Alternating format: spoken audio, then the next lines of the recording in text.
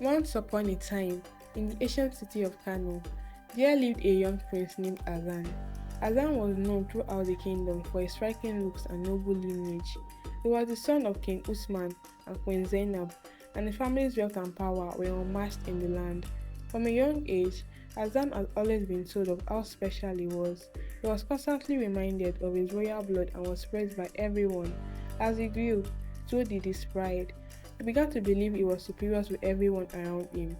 Azan's superciliousness was evident to all who crossed his path. He often walked with his nose in the air, looking down upon the commoners as if they were beneath him.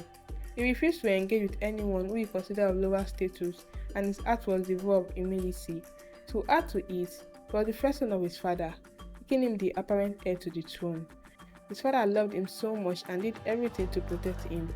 He was always followed by two hefty guards, and this made him more intimidating to people. Prince Azan was not just proud, he was also wicked. Whenever he passes beside people in the kingdom, he would expect them to greet him, even people who were older than him. Anyone who fails to do so will be either thrown into the prison or will be beaten to a pulp by his guards. Whenever he goes to the market, he will take things from people's stall without paying, and anyone who dare complains to his ear will have himself to be blamed.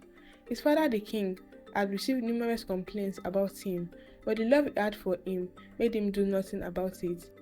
Even the elders of the kingdom were tired and countlessly have told the king to punish Azan, which he refuses. One day, as Azan was walking along the road, he came across a small girl and her mother returning from the farm. The woman who just lost her husband was doing all within her power to feed herself and her daughter. She was too tired to greet Azan.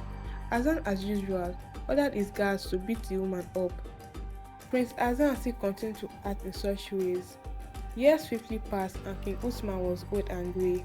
He needed a successor to the throne, which was of course Azan as the first male child. But there was a task to be done. He needed the help of a woman he will marry. Choosing a bride was a huge task which involved a lot of effort, as the queen will determine the success of the king and also the prosperity of the kingdom. Getting a woman to be the queen was done in a grand style, where all the maidens of the town gathered together for a few days, undergoing series of tests.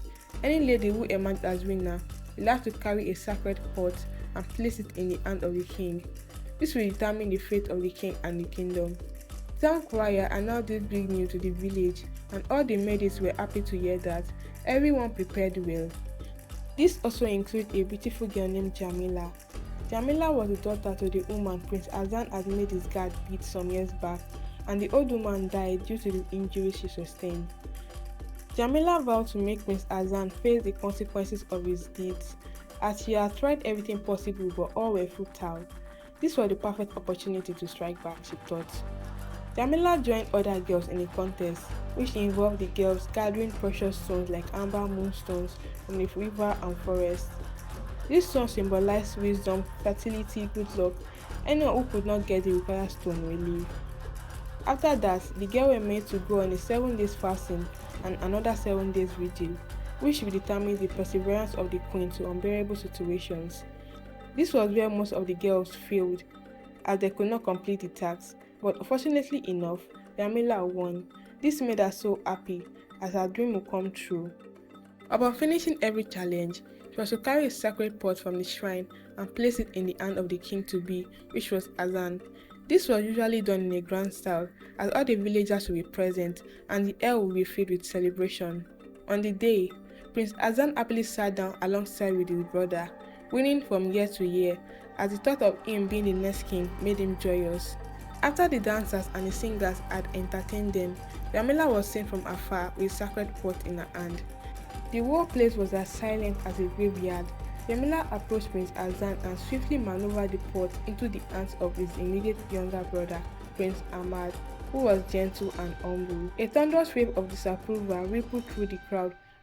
"How dare you, you impudent child," Azan said as he rose up to slap Jamila, who dodged his blow as if she knew he would strike her. "How dare you relinquish my birthright to my younger brother?" He bellowed like a bull in pain. But the deal was done and there was no going back, as in a custom of the town, once the sacred pot is placed into the hand of another prince, it automatically becomes the next king. This was a slap in the face of Prince Azan, as it was the throne that made him arrogant all this while. After some days, Prince Ahmad was made king of the town with Jamila as his queen consort. Shame made Prince Hassan leave the town.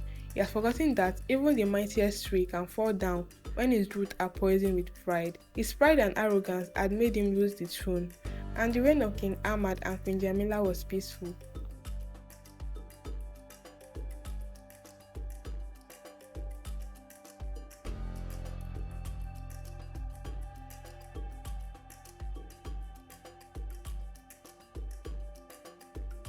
Moral of the story: pride and cruelty may bring temporary power, but it is humility, compassion, and justice that leads to lasting respect and prosperity. As a person of authority and power, you should not allow other people feel inferior. You should be nice, as one single action done in arrogance can lead to one's downfall.